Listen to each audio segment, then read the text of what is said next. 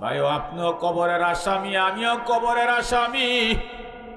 কবরের জগৎ থেকে কেউ বাঁচতে পারবে না। ভাই খুব চিন্তা করে কবরে যাইতে হবে। আল্লাহ পাক হায়াত এবং মৃত্যু, হায়াত নামের বস্তু, মৃত্যু নামের বস্তু দুইটার মাঝামাঝি আল্লাহ পাক রব্বুল আলামিন বলে, বন্দা জন্ম যেহেতু তোর হইছে, যাই না রাখিস মৃত্যুটা কিন্তু অবধারিত। এ বন্দা যত লম্বা হায়াত পাস মৃত্যুর থেকে বাঁচতে পারবি না। বাঁচন যাইব বন্দা, তোর যে বাড়ি ঘরে আসস দুনিয়ার মধ্যে, জমিনের মধ্যে বসবাস করতাছস, বাড়িঘর জমিনকে জিজ্ঞাসা কর তোর আগে কে ছিল। এই বাড়িতে জবাব দিবে তোর আগে তোর বাবা ছিল, তোর বাবার আগে কে ছিল, জবাব দিবে তোর দাদা ছিল, তোর দাদার আগে কে ছিল, জবাব দিবে তোর পরিদাদা ছিল। আমার পরে কে থাকবে, জবাব আসবে তোর ছেলেরা থাকবে, তোর ছেলেদের পরে কে থাকবে, জবাবে আসবে তোর নাতিরা থাকবে, নাতির পরে কে থাকবে, বলে নাতির পরের পতি থাকবে। এইভাবে জমিনের বাবা আসবাব ঠিকই থাকবে, খাট পালং ঠিকই থাকবে, ঘর দরজা আরো সুন্দর হবে, বাড়ি ঘর আরো সুন্দর হবে, রাস্তাঘাট আরো সুন্দর হবে, আরো ডেভেলপ হবে, জায়গা জমিনের দাম বাড়বে। কিন্তু বন্দা তুই দুই না থাকবি না। মৃত্যুর সাকরাতের সময় এখন বারবার হাতরা এইভাবে কেন উঠানামা করেন, বারবার কেন মুসাফার দোয়া পড়েন? হাফিজ হুজুর রহমতুল্লাহি আলাই চোখের পানিগুলো সাইরা দিয়া বক্তবৃন্দ আলেম ওলামাদেরকে বুঝাইয়া বলতেছে, এ বাবারা, আমি এই মুহূর্তে যা দেখতেছি তোমরা তো তা দেখো না। আমি দেখতেছি হাজার হাজার ফেরেশতার বহর আমার সামনে আইসা লাইন দইরা দইরা আমাকে সালাম দেয়, হাতরা বাড়ায়া দেয় মুসাফা করার জন্য। আমি হাফিজি যদি হাতরা না বাড়াইয়া তাদের সঙ্গে মুসাফা করি, তাহলে আমার কাছে লজ্জা লজ্জা লাগে। জোরে জোরে কোন সুবহানাল্লাহ। সুখে ফারুক আয়নায়ে আসরারে সু পীরে জানাম আন্দুরু বিদারেসু। আল্লাহর ওলিদেরকে আল্লাহ পাক এমন ক্ষমতা দিয়ে রাখছে বাবা, 500 দূরের নিক্ষিপ্ত তীরকে তারা আঙ্গুলের ইশারায় ফিরাইয়া রাখতে পারে। জোরে জোরে কোন সুবহানাল্লাহ। আরে ভাই, কামাল্লার পিসা হুজুর রহমতুল্লাহি আলাই হাবিবুর রহমান খন্দকার কিছুদিন আগে দুনিয়া ছেড়ে পরপারে চলে গেছে। ওনার ইন্তেকালের সময় বারবার হাতরা এইভাবে এইভাবে খালি উঠায়, বারবার হাতরা শুধু এইভাবে উঠায়।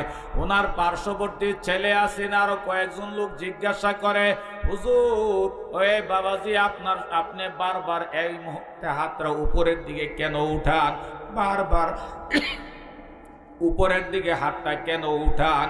কামাল্লার পিসাব হাবিবুর রহমান খন্দকার বলে, বাবারা আমি একে শুধু উঠাইতে দেখো, আমি আসলে এখানে না, আমি তো মদিনায় যাইতে চাই, আমি মদিনায় যাইতেছি, মদিনায় যাইতেছি। জোরে জোরে কোন সুবহানাল্লাহ। সারা বছর মদিনার জামাত কইরা গেছে, মৃত্যুর সময় উনি মদিনায় যায়, মদিনায় যায়, মদিনাওয়ালা দেখা দেয়। বাবারে, আপনি আমিও যদি ওই রকম আশেক হই, ওই রকম প্রেমিক হই, আর বেশি বেশি নবী পাকের শানে দুরূদ শরীফ পড়ি, বাবা দূরে লাগবে না এই গুবরিয়া মুন্সিপাড়া আপনার বাঙ্গা ঘরে আমার দয়াল নবী আপনাকে দিদার দিয়ে আপনার জীবনটা ধন্য করে দিবে।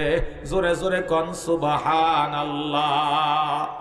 যে যেই ডিজাইনের বাড়ি করবে ইঞ্জিনিয়ারকে জানাইবার পরে ইঞ্জিনিয়ার কয়েকটা দিনের জন্য সময় নেয়।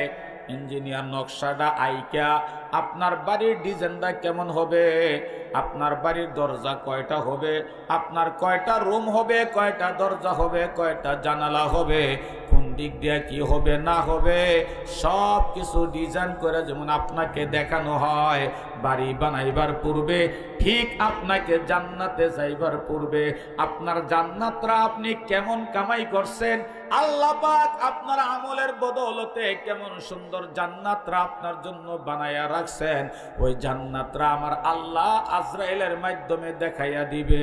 জোরে জোরে কোন সুবহানাল্লাহ। হাদিস শরীফের মধ্যে আসছে, বান্দা যখন দেখতে থাকবে, সুন্দর দেখতে থাকবে, কিতাবের মধ্যে লেখে ওই জান্নাতরা দেখা তার ভিতরে একটা নমুনা, অর্থাৎ ভিতরে একটা কাল্পনিকভাবে জান্নাতের ভিতরে প্রবেশ করলে আরো জানি কত মজা, ভিতরে জানি কত মজা, ভিতরে জানি কত সুন্দর, এই যে একটা অনুভব তার ভিতরে ভিতরে কাজ করবে। ওই ভিতরে কাজ করতে করতে এমন একটা পর্যায়ে যাবে, কিতাবের মধ্যে লেখে বলে ছোট্ট মাসুম বাচ্চা যারা মায়ের স্তনে দুধ পান করে, এমন মা যখন তাকে কোলে নিয়ে স্তনের মধ্যে মুখটা লাগাইয়া দেয়, বাচ্চা যখন চুষতে চুষতে দুধ পান করতে করতে ঘুমায়া যায়, বাচ্চা বলতে পারে না, আস্তে করে মায়ের স্তনের থেকে মুখটা আলাদা হইয়া যায়, বাচ্চারে সুন্দর করে ঘুম পড়াইয়া দেয়। কিতাবের মধ্যে লেখে আজরাইল আলাইহিস সালাতু ওয়াস সালাম জান্নাতের চিত্রটা ধরার সঙ্গে সঙ্গে আর বান্দা যখন জান্নাতের এই নমুনাগুলো দেখতে থাকবে, কাল্পনিক কল্পনার ভিতরে ভিতরে আল্লাহ পাক রব্বুল আলামিন হুকুম করে, আজরাইল এই মুহূর্তে আমার বান্দার জান কবজ করে ফেল। সুবহানাল্লাহ। হাদিস বাজিতপুর মিডিয়া, সুন্নিয়তের অহংকার। পানওয়ালা দেখবেন, যারা পান বিক্রি করে তারা বড় পান এবং ছোট পান একই সাথে রাখে না। যখন বলে আমাকে আধা বিরা পান দেন, এক বিরা পান দেন, তো পানের বিক্রেতায় পানের যে বটুগুলি আছে এগুলো গণ্যা 10 টাকার, 20 টাকার, 50 টাকার, 100 টাকার পান দেয়। জোরে বলেন কথা ঠিক কিনা? কিন্তু ক্রেতায় এটা বিচারে না যে ভাই আপনি বড়টার সাথে ছোটটা দিলেন কেন। পানের বটু দেখা বিক্রেতায় বিক্রি করে, ক্রেতায় কিনে আনে একই দামে। দাম কি? একই দাম। ছোট পান বড় পান এক দামে বিক্রি হইল। জোরে বলেন কথা ঠিক কিনা? রহমতের সামিয়ানার নিচে আল্লাহ পাকের মজলিসে আল্লাহর আশেক পিয়ারা বান্দা বান্দিগণ, আশেক রসুলের দলেরা এই মাহফিলের মধ্যে যখন নিজেকে বিনয়ের সাথে আমিত্ব মিটাইয়া দিয়া বসে যায়, নেককার এবং বদকার পরহেজগার আল্লাহওয়ালাদের সঙ্গে গুনাহগার বদকারদেরকেও এই মাহফিলের বাজার থেকে আল্লাহর বাজারে বিক্রি হইয়া যায়। এটা ভাই জান্নাতের বাজার। কিসের বাজার ভাই? জান্নাতের বাজার। জান্নাতের বাজারে জান্নাতের মানুষগুলো আল্লাহ দয়া করে বসায়া দেয়। হাজারো পাপী, হাজারো অন্যায়কারী, অপরাধকারী এই জান্নাতের বাগিচায় যখন বসে যায়, জান্নাতের বাজারের মধ্যে বৈশা একটা কথা যদি তার দিলের ভিতরে লাইগা যায়, আর দিলের থেকে যদি অনুতপ্ত আসে, জীবনে যা করেছি অন্যায় করেছি গো মালিক, অপরাধ করেছি, ক্ষমা চাই। আমার উচিত ছিল তোমার দেওয়া আসমান, তোমার দেওয়া জমিন, তোমার দেওয়া আলো, তোমার দেওয়া বাতাস, তোমার দেওয়া চন্দ্র, তোমার দেওয়া সূর্য, তোমার দেওয়া নাজ নিয়ামত গুলি বক্ষণ করিয়া তোমারই মাত্র গুণগান গাওয়া, ইবাদত করা। না, তা করি নাই। আল্লাহ এতদিন অপরাধী ছিলাম। আল্লাহ আমি বড় আসামি, এতদিন পলাইয়া ছিলাম। ও মালিক, বিভিন্ন জায়গায় পলাইয়া ছিলাম।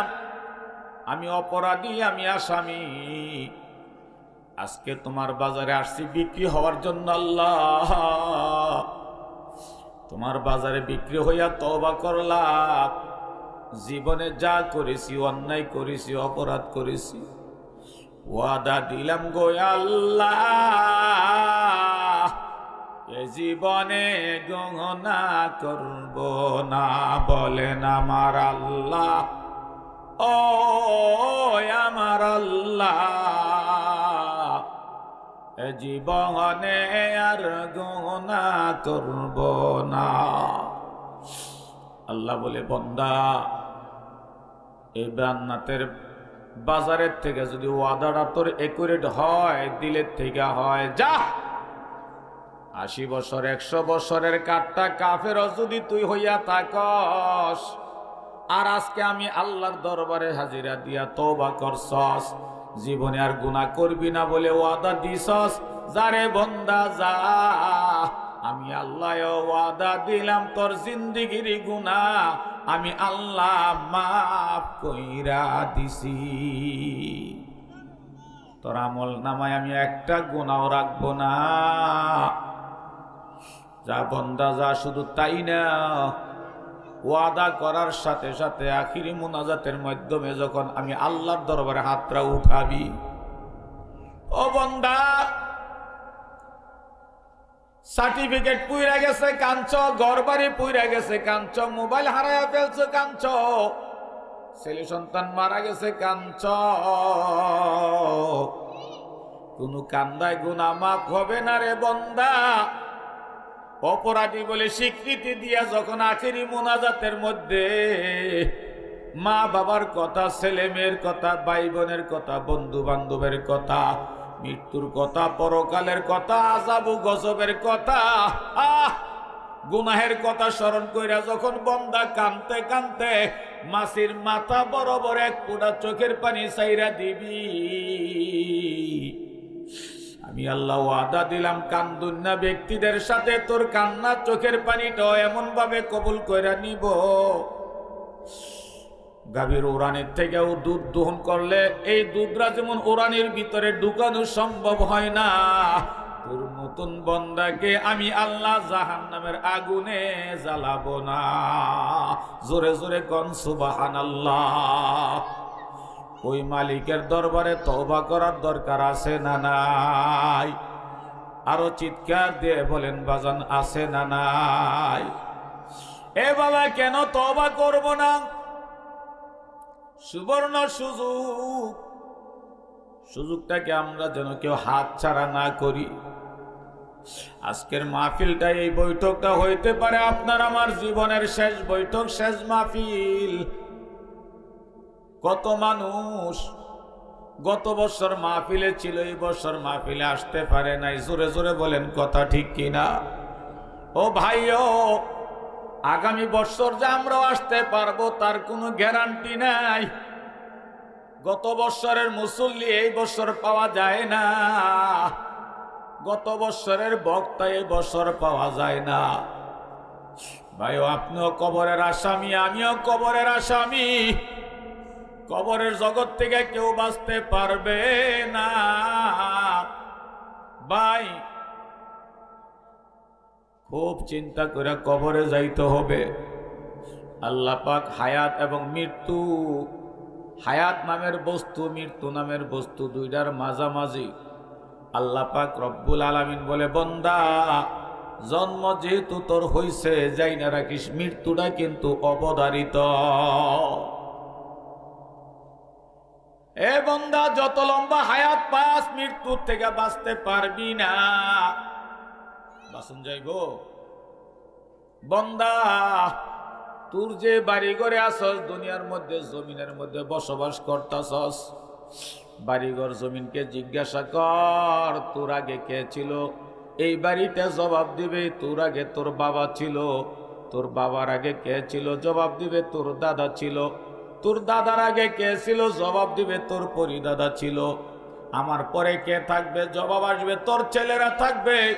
তোর ছেলেদের পরে কে থাকবে? জবাবে আসবে তোর নাতিরা থাকবে।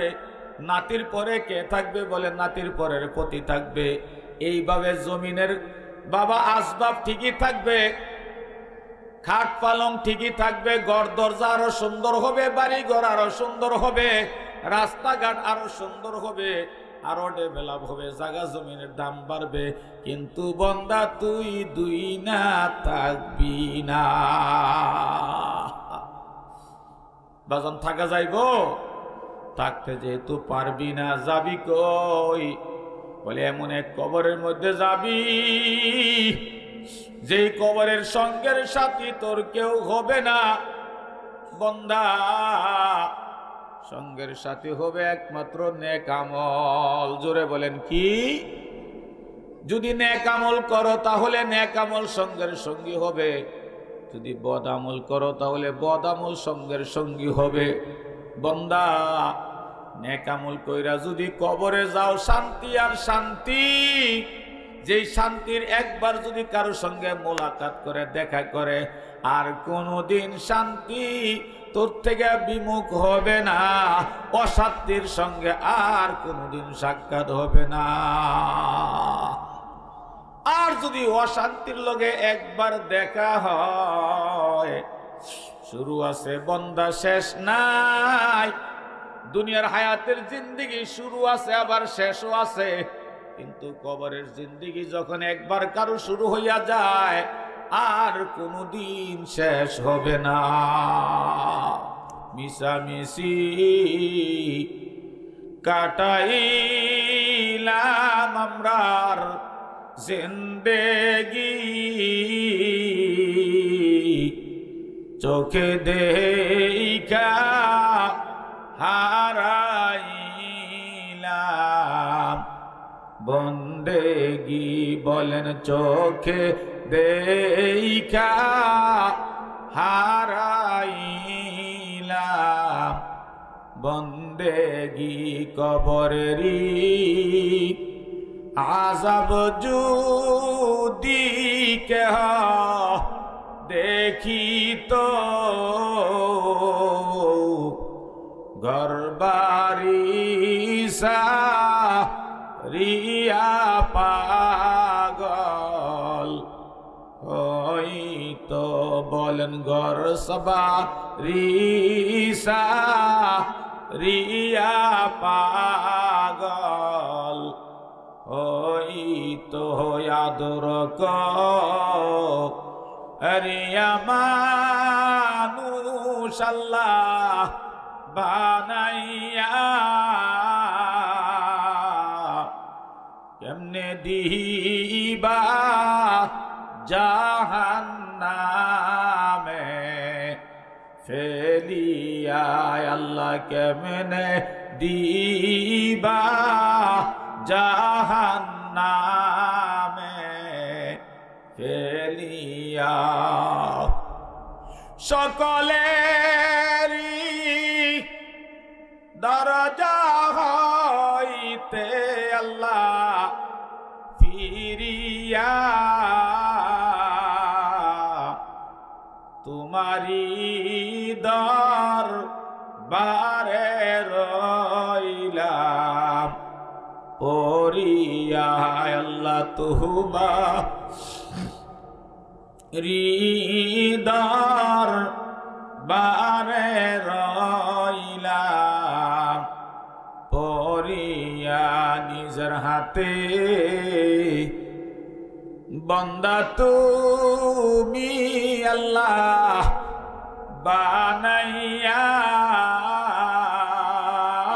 নিজের হাতে মানুষ আল্লাহ তুমি বানাইয়া, কেমনে দিবা জাহান্নামে ফেলিয়া। আল্লাহ কেমনে দিবা জাহান্নামে ফেলিয়া। সকলেরই দরজা হইতে আমরা ফিরিয়া, তোমারি দরজায় রইলাম পড়িয়া। আল্লাহ তোমারি দরজায় রইলাম পড়িয়া।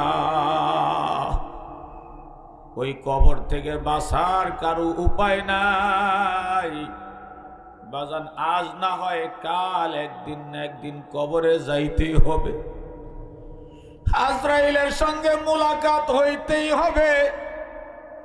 এ বাবাজিরা আমার, আজরাইল আলাইহিস সালাতু ওয়াস সালাম বাবা কারো কারো জানটা বড় আসানের সঙ্গে কবুল করে।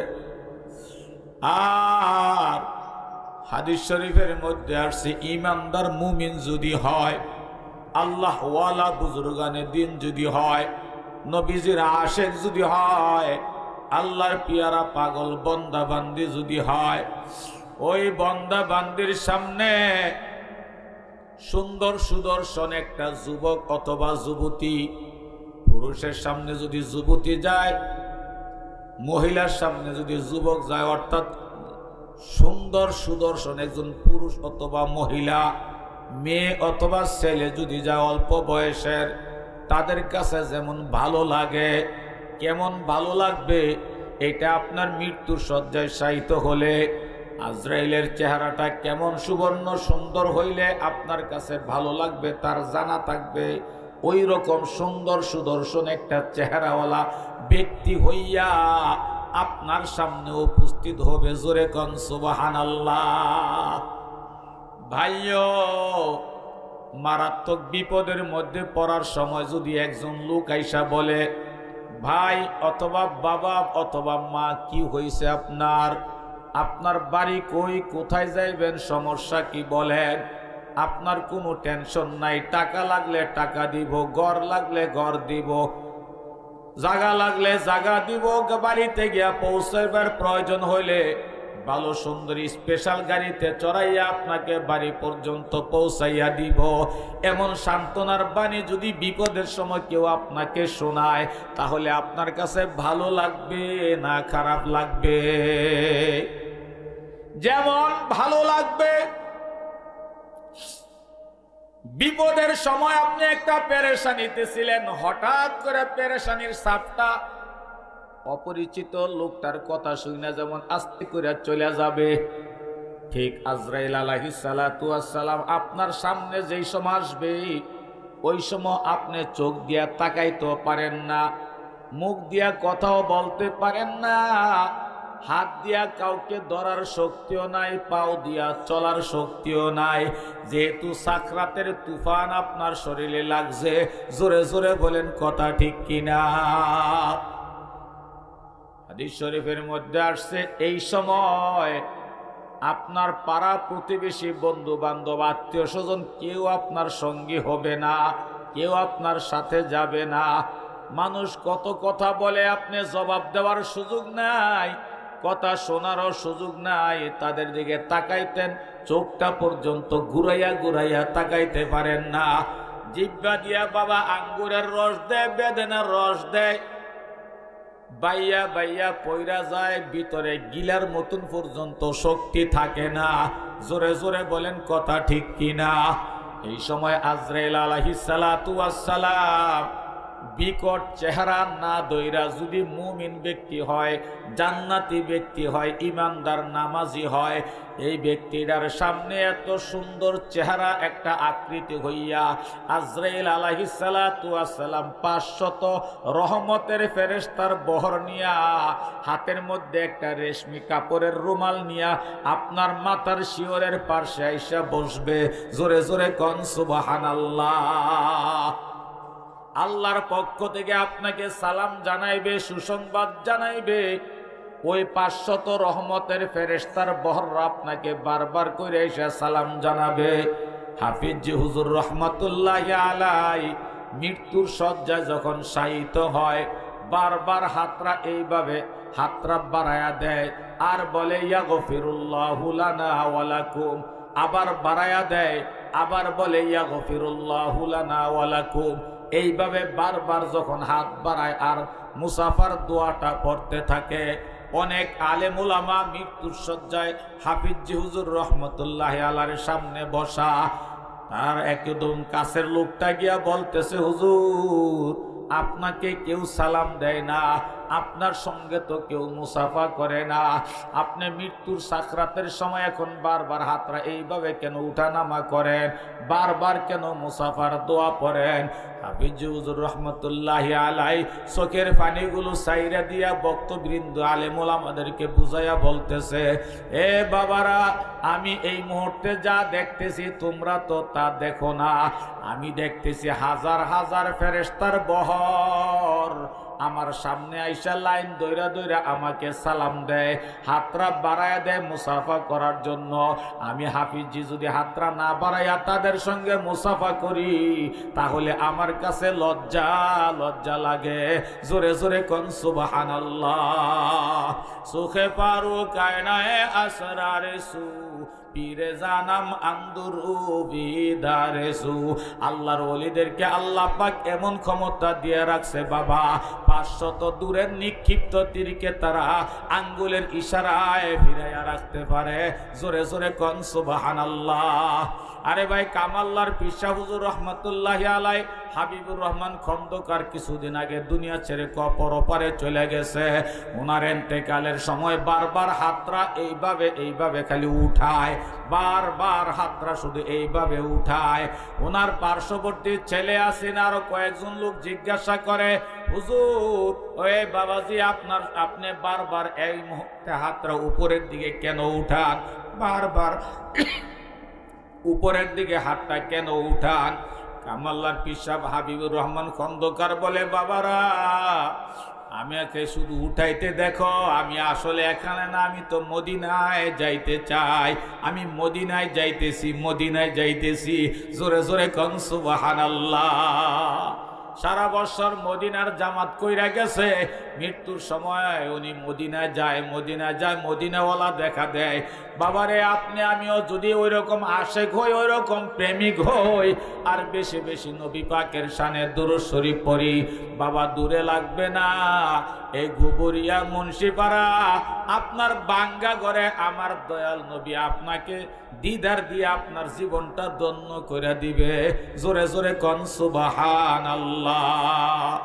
আল্লাহুম্মা সাল্লি আলা সাইয়্যিদিনা মাওলানা মুহাম্মদ ওয়া আলা আলি সাইয়্যিদিনা মাওলানা মুহাম্মদ। আল্লাহুম্মা সাল্লি আলা সাইয়্যিদিনা মাওলানা মুহাম্মদ ওয়া আলা আলি সাইয়্যিদিনা মাওলানা মুহাম্মদ।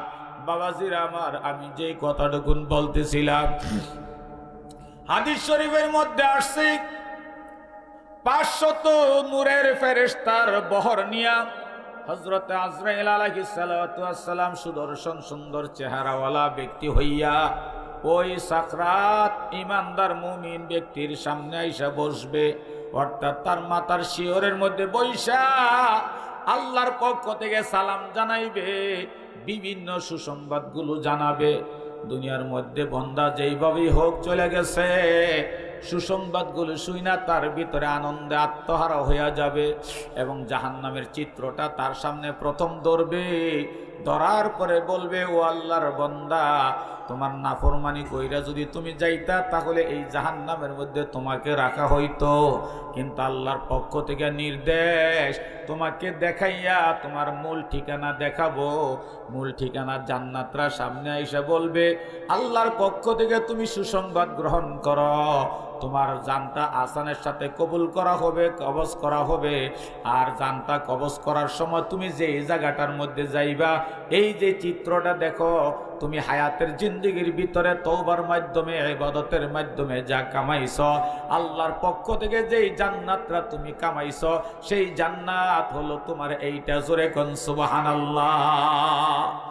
ভাইজান, যে যেই ডিজাইনের বাড়ি করবে, ইঞ্জিনিয়ারকে জানাইবার পরে ইঞ্জিনিয়ার কয়েকটা দিনের জন্য সময় নেয়, ইঞ্জিনিয়ার নকশাটা আইকা আপনার বাড়ির ডিজাইনটা কেমন হবে, আপনার বাড়ির দরজা কয়টা হবে, আপনার কয়টা রুম হবে, কয়টা দরজা হবে, কয়টা জানালা হবে, কোন দিক দিয়ে কি হবে না হবে, সব কিছু ডিজাইন করে যেমন আপনাকে দেখানো হয় বাড়ি বানাইবার পূর্বে, ঠিক আপনাকে জান্নাতে যাইবার পূর্বে আপনার জান্নাতরা আপনি কেমন কামাই করছেন, আল্লাহ পাক আপনার আমলের বদৌলতে কেমন সুন্দর জান্নাতরা আপনার জন্য বানায়া রাখছেন, ওই জান্নাতরা আমার আল্লাহ আজরাইলের মাধ্যমে দেখাইয়া দিবে।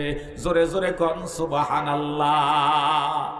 হাদিস শরীফের মধ্যে আসছে, বান্দা যখন দেখতে থাকবে, সুন্দর দেখতে থাকবে, দেখতে থাকবে, কিতাবের মধ্যে লেখে ওই জান্নাতরা দেখা তার ভিতরে একটা নমুনা, অর্থাৎ ভিতরে একটা কাল্পনিকভাবে জান্নাতের ভিতরে প্রবেশ করলে আরো জানি কত মজা, ভিতরে জানি কত মজা, ভিতরে জানি কত সুন্দর, এই যে একটা অনুভব তার ভিতরে ভিতরে কাজ করবে, ওই ভিতরে ভিতরে কাজ করতে করতে এমন একটা পর্যায়ে যাবে, কিতাবের মধ্যে লেখে বলে ছোট্ট মাসুম বাচ্চা যারা মায়ের স্তনে দুধ পান করে, এমন মা যখন তাকে কোলে নিয়ে স্তনের মধ্যে মুখটা লাগাইয়া দেয়, বাচ্চা যখন চুষতে চুষতে দুধ পান করতে করতে ঘুমায়া যায়, বাচ্চা বলতে পারে না, আস্তে করে মায়ের স্তনের থেকে মুখটা আলাদা হইয়া যায়, বাচ্চারে সুন্দর করে ঘুম পড়াইয়া দেয়। কিতাবের মধ্যে লেখে আজরাইল আলাইহিস সালাতু ওয়াস সালাম জান্নাতের চিত্রটা ধরার সঙ্গে সঙ্গে আর বান্দা যখন জান্নাতের এই নমুনাগুলো দেখতে থাকবে, কাল্পনিক কল্পনার ভিতরে ভিতরে আল্লাহ পাক রব্বুল আলামিন হুকুম করে, আজরাইল এই মুহূর্তে আমার বান্দার জান কবজ করে ফেল। জোরে বল সুবহানাল্লাহ। হাদিস শরীফের মধ্যে আসছে, কলসি থেকে গ্লাসের মধ্যে পানি নিতে গেলে যেমন কোনো কষ্ট হয় না, স্বাভাবিকভাবে কাজ করলে পানিটা পড়ে যায়, ইমানদার মুমিন বন্দার জানটা এত আসানের সাথে কবজ হবে বন্দা কল্পনাও করতে পারবে না।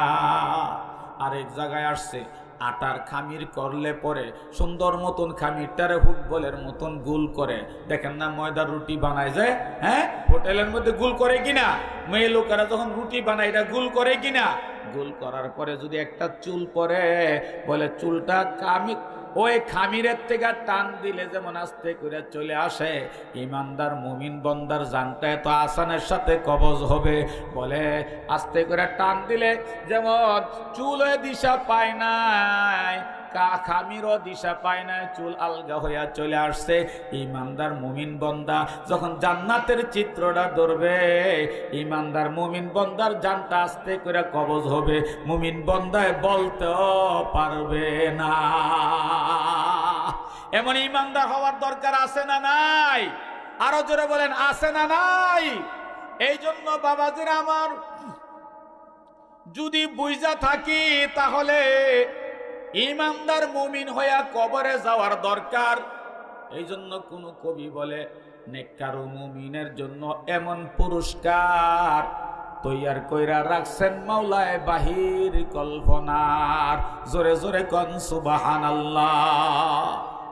আরে নেককার মুমিনের জন্য এমন পুরস্কার তৈয়ার কইরা রাখছেন মাওলায় বাহির কল্পনার।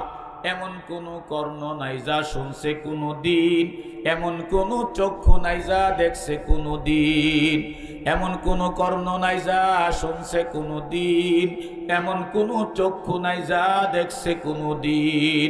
ফুল বিছানা কমল সজ্জা স্বর্ণের খাটে পরে সাজাইয়া রেখেছেন মাওলায় পাশাপাশি করে। জোরে কোন সুবহানাল্লাহ। ফুল বিছানা কমল সজ্জা স্বর্ণের খাটে পরে সাজাইয়া রেখেছেন মাওলায় পাশাপাশি করে। বেহেশতেরি নাজ নিয়ামত পাইবে মনের মতো, স্প্রিংয়ের গদি তাতে থাকবে শত শত। বেহেশতেরি নাজ নিয়ামত পাইবে মনের মতো, স্প্রিংয়ের গদি তাতে থাকবে শত শত। হাজার হাজার রকম হবে নাস্তারি সামান, তারপরে তে দুধ মধু আর শরবত করবে পান। হাজার হাজার রকম হবে নাস্তারি সামান, তারপরেতে দুধ মধু আর শরবত করবে পান।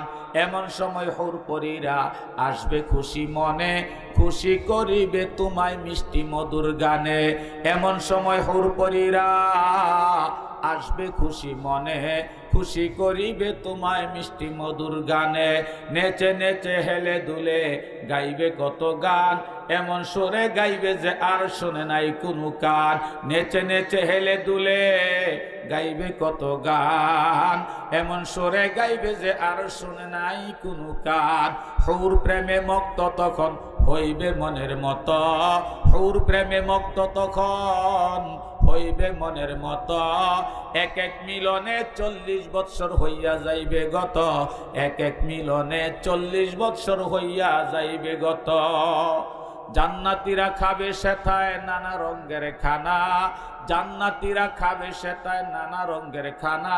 তাতে তাদের হইবে না গো প্রস্রাব পায়খানা, তাতে তাদের হইবে না গো প্রস্রাব পায়খানা। ওই জান্নাতে যাওয়ার দরকার আছে না নাই? কিতাবের মধ্যে লেখে, হাদিস শরীফের মধ্যে আসছে, জান্নাতি নারী এবং পুরুষ যখন জান্নাতের মধ্যে যাবে, আমার আল্লাহ পাক হবে মেজবান আর আমরা সবাই হব মেহমান। জোরে কোন সুবহানাল্লাহ। আল্লাহ পাক মেজবান হইয়া আমাদেরকে মেহমান বানাইয়া সর্বপ্রথম যে খাবারগুলো আমার আল্লাহ খাওয়াইবেন, নিজের হাতে শাহিদারি করবেন আর আমাদেরকে যে খাবারটা খাওয়াইবেন, সর্বপ্রথম সকাল বেলার নাস্তা হবে 80,000 প্লেট। সুবহানাল্লাহ, আসতে না জোরে। 80,000 প্লেট নাস্তা করাইবেন। মাছের কাবাব, মাছের কলিজার কাবাব দিয়া 80,000 প্লেট নাস্তা করাইবে। বন্দা বান্দি 80,000 প্লেট খাওয়ার পরও তার মুখের ভিতরে রুচি নষ্ট হবে না। আরো যেমন কিছু হইলে খাওয়ার বাপ, অর্থাৎ পেটের ভিতরে ক্ষুধা আছে, মুখের মধ্যে রুচি আছে। কিতাবের মধ্যে লেখে, বন্দা বান্দি 80,000 প্লেট নাস্তা করার পরে অপেক্ষায় থাকবে আরো কিছু আসে। আসার যখন একটু দেরি হবে, আমরা মাঝে মধ্যে যেমন সালাদ থাকলে এক একটা সালাদ মুখের ভিতরে দিয়া চাবাই, দেখি আরো কিছু আসে। কিতাবের মধ্যে লেখে, জান্নাতি নারী এবং পুরুষ 80,000 প্লেট নাস্তা করার পরে অপেক্ষা করবে।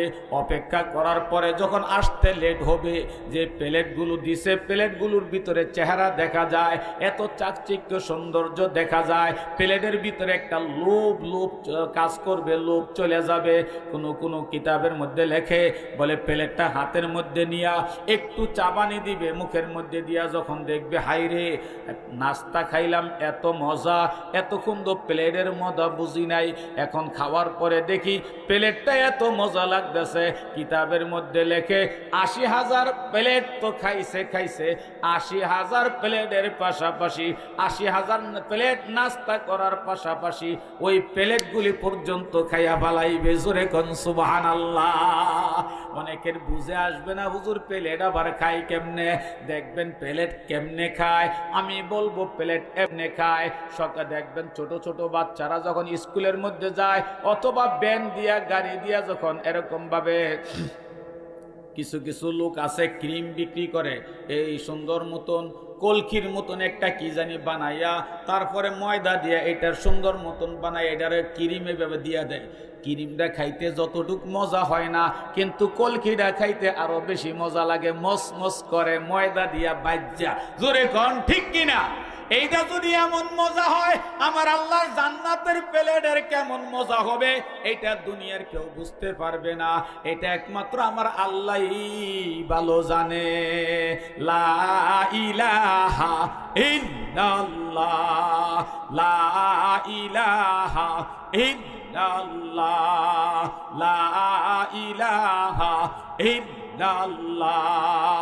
আসমান বলে এক আল্লাহ, জমিন বলে এক আল্লাহ, আমরাও বলি এক আল্লাহ, জোরে আমরাও বলি এক আল্লাহ, সবাই লা ইলাহা ইল্লাল্লাহ, জোরে লা ইলাহা ইল্লাল্লাহ, সবাই লা ইলাহা ইল্লাল্লাহ, লা ইলাহা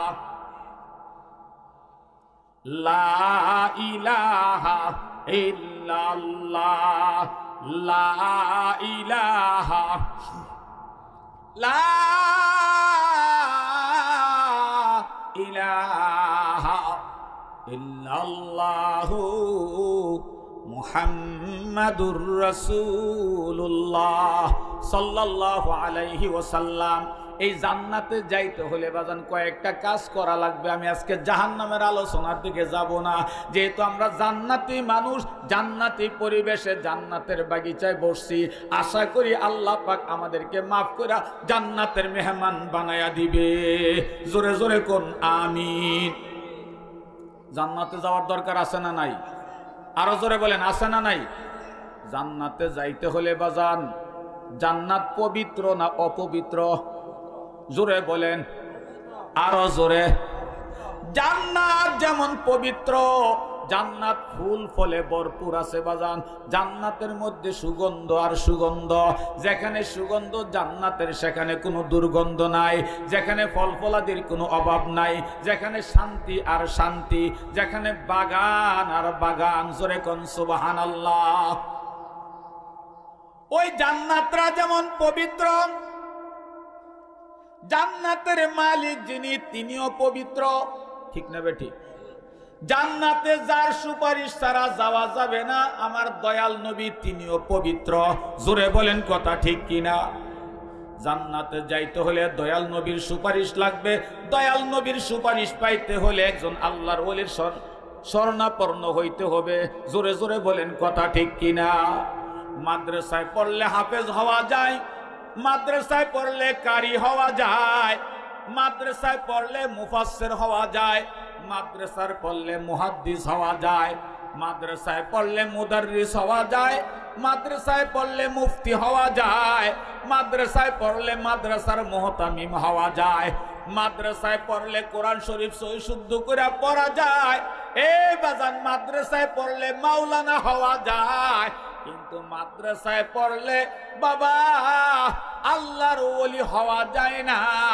আল্লাহর ওলি যদি হইতে হয় আল্লাহর একজন ওলির সংস্পর্শে যাওয়া লাগে। জোরে জোরে বলেন কথা ঠিক কিনা? মাদ্রাসায় পড়লে শিক্ষা অর্জন করতে পারবেন, কিন্তু মাদ্রাসায় পড়ার পরও নিজের আমিত্ব, নিজের অহংকার, নিজের তাকাব্বরি, নিজের গরিমা, নিজের বরত্ব সব কিছু ধূলিসাৎ কইরা একজন আল্লাহর ওলির সামনে গিয়া যখন একটু মিনতি হইয়া ওনার হাতে হাত দিয়া নতুন করে কালমা পড়বেন, ওনার দেওয়া নিয়ম অনুযায়ী সবকগুলি ঠিক মতন আদায় করবেন। ভিতরে আগে অহংকার ছিল, এখন থেকে অহংকার ডিলিট করতে হবে। আগে তাকাব্বরি ছিল, এখন থেকে তাকাব্বরি ডিলিট করতে হবে। আগে ভিতরে বরত্ব কাজ করত, বরত্ব ডিলিট করে নবীনয় হইতে হবে, বিনয় হইতে হবে। এক কথায় অহংকার, গরিমা, তাকাব্বরি, আমিত্ব এগুলি সব ডিলিট কইরা দিয়া নিজের ভিতরে একটা ভাব কাজ করে আমি একটা কিছু হইয়া গেছি, এগুলি সব বাদ দিয়া আপনি বিনয়ের সাথে যখন আল্লাহর একজন ওলির কাছে যাইবেন, তাহলে বাবা আপনার নিজেকে পরিবর্তন করতে পারবে। এই ওলির হাতে ওলির একটা কাফেলা থাকবে, এই কাফেলার সঙ্গীরা যখন আপনি হইবেন, এই কাফেলাকে আমার দয়াল নবী সুপারিশ করবে। আমার দয়াল নবী পবিত্র, দয়াল নবী সুপারিশ কইরা পবিত্র আল্লাহ পবিত্র জান্নাতের পবিত্র বান্দাকে মেহমান বানাবে। জোরে জোরে কোন সুবহানাল্লাহ। এই জন্য নিজেকে পবিত্র বানাইতে হবে। জোরে বলেন কি বানাইতে হবে? পবিত্র। জোরে বলেন কি? আমরা বর্তমানে আছি অপবিত্র। বর্তমানে কি? অপবিত্র। অপবিত্র মানে ময়লা। জোরে বলেন কি? ময়লা। অপবিত্র অর্থ কি? ময়লা। ময়লা কারে কয়? দুর্গন্ধযুক্ত যা আছে সব হলো ময়লা। দুর্গন্ধযুক্ত যা আছে সব কি? ময়লা। আজকে আলেম ওলামা আলহামদুলিল্লাহ অনেকে আসছে এখানে। মাহফিল কিন্তু লাউড স্পিকারের আওয়াজ বিভিন্ন জায়গায় যাইতেছে, দুই পক্ষ মাহফিল শুনতেছে। জোরে বলেন কয় পক্ষ? দুই পক্ষ মাহফিল শুনতেছে। দুনো পক্ষ মাহফিল শুনিয়া মনটা একটু নরম হইতে পারে। নরম হওয়ার পরে যেমন মনে করেন দুই পক্ষ মাহফিল শুনছে, এর ভিতরে মাস্টারও আছে, এর ভিতরে হুজুরও আছে, আছে না? নামাজিও আছে, বেনামাজিও আছে। নামাজি তো আগের থেকে নামাজি হয় না, আজকে আরো পরিবর্তন হয়েছে। বেনামাজি তো আগের থেকে বেনামাজি, আজকে মনের পরিবর্তন আইছে। আগামীকালকের থেকে ভালো পথে চলবো, সৎ পথে চলবো, হক হালাল খানা খাইব। এই সিস্টেম মনের ভিতরে লালন কইরা আখিরি মোনাজাত কইরা পরের দিন সকালে দুজনে গেছে বাজারও। জোরে বলেন কই গেছে? বাজারে যাইয়া ফার্মের মুরগা কিনছে, 2-2.5 কেজি ওজনের ফার্মের মুরগা কিনা এখন ইমাম সাহেবের ডাকতেছে, হুজুর। জি হুজুর, কালকে তো ওয়াজ শুনলাম, 4-5 জন হুজুরের বয়ান রাত্রের গভীর পর্যন্ত ভালোই লাগলো। এখন আমি নিয়ত করছি আজগার থেকে আমি সম্পূর্ণভাবে হক হালাল ভাবে চলবো। এখন হুজুর কি করতে পারি? এই যে 2.5-3 কেজি ফার্মের মুরগা আনছি, এখন মুরগাটা সঠিক পন্থায় রান্নার ব্যবস্থা কেমনে? সঠিক পন্থায়, সুন্নত তরিকায়, হক হালাল ভাবে। তো হুজুরে কোরআন হাদিস মতন বলে দিছে, বাবারা তোমরা কথা বলেন। এই যে 2 জন লোক তোমরা বারবার কথা বলতেছো, বাবারা এই কথা বলা ঠিক না। বারবার কি বারবার এইভাবে কথা বলে? তাকান সবাই একটু দিকে তাকান। কি আমি ছেড়ে দিব নাকি? লোক আরো আছে আলহামদুলিল্লাহ, হজরতরা আসছেন ইনশাল্লাহ। আমি আর বেশি লম্বা চূড়া করবো না, খুব খেয়াল। তো দুই পক্ষই ওয়াজ শোনার পরে তো দিনদার পরহেজগার আল্লাহওয়ালা যিনি, উনিও 2.5-3 কেজি মুরগটা নিয়ে ইমাম সাহেবের কাছে গেছে নিয়ম জানতে। হুজুর কেমনে খামু? সুন্নত তরিকা হালাল পন্থায় খাবো, নিয়ম বলে দেন। আগে পরে যাই খাইছি বাদ। কয় এখন যদি হালাল পন্থায় খেতে চান তাহলে এই মুরগের মধ্যে কিছু হালাল আছে, কিছু হারাম আছে। জোরে বলেন আছে না নাই? হারামগুলি বাদ দিবেন। হারামগুলো কি কি?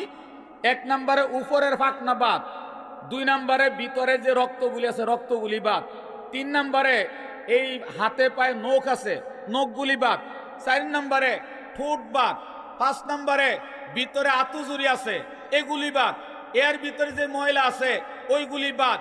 সবগুলো বাদ দিলে তারপরে এটার থেকে মূল যে গোশতটা বাইর হইব ওইটা আপনি খাইতে পারবেন।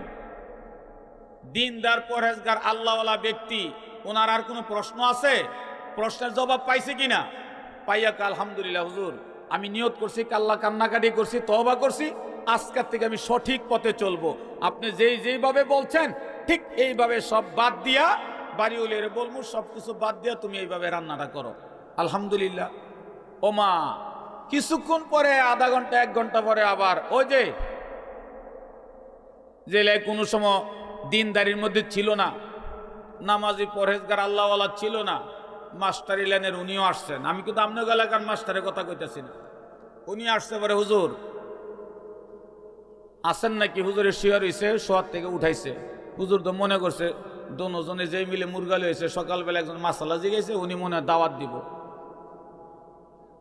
দিব মনে করে সালাম বিনিময় করে মুসাফা করছে। কি ব্যাপার ভাই, কোন দাওয়াত টাওয়াত আছে নাকি? হুজুর দাওয়াত না, একটা মাস আলা জিগাইতে আইছি। বলে কি?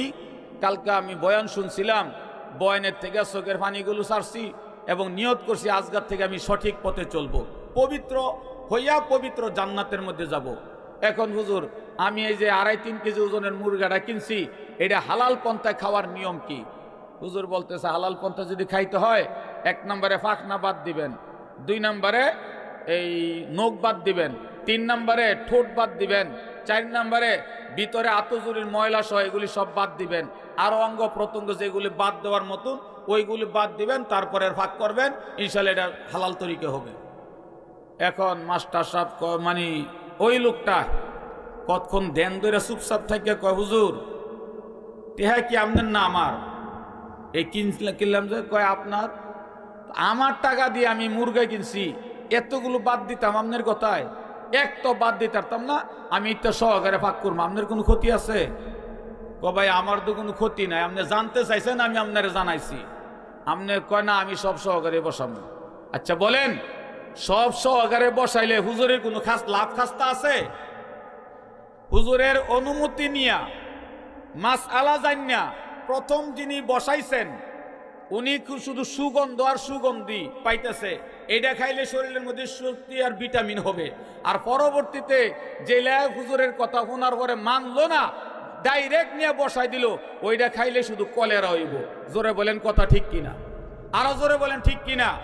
আরে ভাই একবারে দেখলে আর কি বনরুটি খায়, বাথরুমও করে বনরুটি খায়। বাথরুম বুঝেননি মানে আগদ বইছে গ্রামের বাসায় যেটা কয়।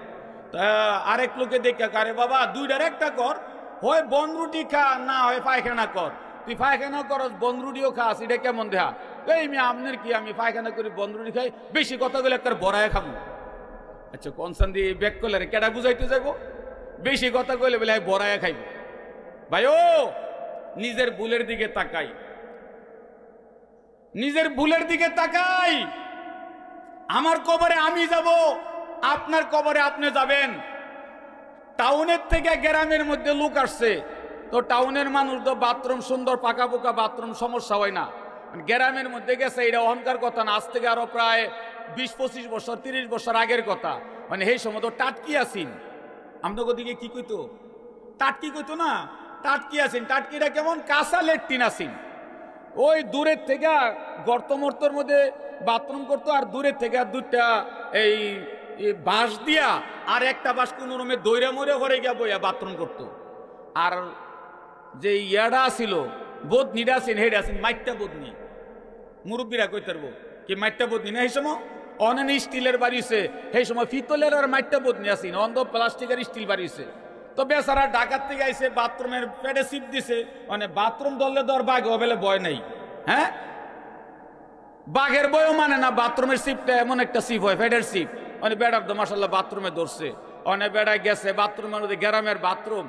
হ্যাঁ টাইলস বাথরুমের মধ্যে বাথরুম করে অভ্যাস, হ্যাঁ গ্রামের বাথরুমও করবো কেমনে? তারপরে ফেডের সিপ মানছে না, অনেক এই লেট্রিনে কাঁচা টাটকির মধ্যে গেছে, গিয়া কোন রমে বইয়া বাথরুম সারছে। মানে মাইটটা বদনি তো এমনই বাড়ি, আরো পানি পড়া, আরো তো বাড়ি। মানে ওজনের বাথরুম মানে বাথরুম করতে গেলে একটু সিডা দেওয়া লাগে না, দিতে গিয়া মানে বেড়া কাইতে হয়ে গেছে একেবারে হইরা। আচ্ছা 15-20 বছরের বাথরুম কনসান দিহি মোটামুটি একটা ডুব দিলে কি মনে হইব? একেবারে ডাইরেক্ট তলে, কোন রমে আপয়া সপ্পাহে উড়ছে কি উড়ছে পরে মানুষ নাহের মধ্যে এইভাবে না, গ্রামের মানুষ তো মহিলা পুরুষ এইভাবে নাহের মধ্যে না কাপড় সাপড় দিয়া বেড়ার তামসা দেহে। এই যে কইতাছে ভাই আমারে তোলেন তোলেন, বেড়ারে আর কেউ তুলে না। মানে বেক করলে আসিন, এলাকার মধ্যে কিছু বেকল টেকল থাকে না, হ্যাঁ চোখ দিয়ে কেতুর ভরে নাহে দিয়ে হিঙ্গেল ভরে, এমন একটা বেকল আসিন আর কি। বেকলে কি হচ্ছে তোমরা কি দেহ? এই বেড়া বেকল তুই কি দেখবি? কয় না দেহি না, বেড়ারে তোলো না, বেড়া দি। কয় দেখ কি অবস্থা। কত কি অবস্থা এটা দিয়ে দেখ, তুমি বেড়া বাথরুমে ডুবদা রয়েছে, তোমরা তোলো না কেরে? কয় আমগরকে গিন লাগে, যা তুই গিয়া তোলগা। মানে এই বেড়া গেছে তুলতো, বেড়ার না হয় কি করে হিঙ্গেল জোরে ভরে কি করে হিঙ্গেলওয়ালা বেগ করলে গেছে রে তুলতো। অনেক উপরে দেখারিয়া ক ভাই আপনি আমার হাত বালা করে ধরেন, আমি টান দিয়ে আপনি উঠতে যাবেন গা। হ্যাঁ নিচের তেনে হ্যাঁ রাতের মধ্যে দৌড় তুলেছিন। ক ভাই আমার গিন লাগে। কয় কেরে গিন লাগে? কয় তোর নাহের মধ্যে হিঙ্গেল। বুঝেন না আমার কথাটা? হ্যাঁ বাথরুমও ডুববে রয়েছে, বাথরুমও ডুববে রয়েছে, হ্যাঁ গিন নাই, যে তুলবো বেগ করলে নাহের মধ্যে হিঙ্গেল দেখে হের বেলে গিন লাগে। বুঝেন নাই? তা আমরা গুনায় জর্জরিত, আমগর অবস্থা খারাপ বাজান ভালো না, কিন্তু দেখা গেছে আমরা নিজেরাই অপরাধের অপরাধী। আরেকজনের সামান্য অপরাধে ভুল করে কি করে না, কেডা দাড়ি লাগলো না, কেডা টুপি দিল না, কেডা কি করলো না, সেগুলোর দিকে আমরা না। ভাই সবাই আমরা মুসলমান, আসেন আমরা ফাটল সৃষ্টি না করি। সবারই যদি আল্লাহ দয়া করে জান্নাত দিয়ে লায়, আমগর কোনো কমতি পড়বো? এ জোরে বলেন পড়বো? তাহলে আমরা দলাদলি কেড়ে করতাম? আল্লাহ আমি তো কই, আল্লাহ যদি দয়া কইরা তামাম ইহুদি বুঝি না, খ্রিস্টান বুঝি না, হিন্দু বুঝি না, বৌদ্ধ বুঝি না, মুসলিম বুঝি না, তামাম মানব জাতিরে আল্লাহ দয়া কইরা জান্নাত দিয়া লাগ। যদি আল্লাহ দিয়া খুশি থাকে, আমারে দিয়া যদি আল্লাহ জাহান্নামও দিয়া খুশি থাকে, আল্লাহ আমারে জাহান্নামও দেখ, সবাই আল্লাহ মাফ করে দেখ। আমিন কন। আল্লাহর অসুবিধা আছে? সবাই জান্নাতে গেলে গা, আমারে যদি আল্লাহ জাহান্নামও দেয় তো বুঝে গেল আল্লাহ সন্তুষ্ট ওই দিছে, ঠিক না? তা আল্লাহ যেন সন্তুষ্ট হয়ে দিছে হ্যাঁ দাদা আমার আল্লাহ আসুই তা আল্লাহ যেন থাকে। আরে ভাই আপনি 10 তলা মালিক আপনি, মানে আপনার বউটা যদি 10 তলা না থাকে এই 10 তলা কি আপনার কাছে তালার মতন লাগবো? বুঝেন নাই? আর গাছতলার মধ্যে যদি আপনার বউটা থাকে, বাপ মাই তেজ্য করে বার করে হ্যাঁ বউ ফাগুলে বউ সারা থাকে না, হ্যাঁ বউ এত তার বিশ্বাসী, বউ যেন যায় হ্যাঁ ও হেন যায়, তো শান্তি তো হেন ওই। জোরে বলেন কথা ঠিক কিনা? আল্লাহ পাক আমাদের সবাইকে সংক্ষিপ্ত সময়ের ভিতরে যা কিছু বললাম শুনলাম তার উপর আমল করবার তৌফিক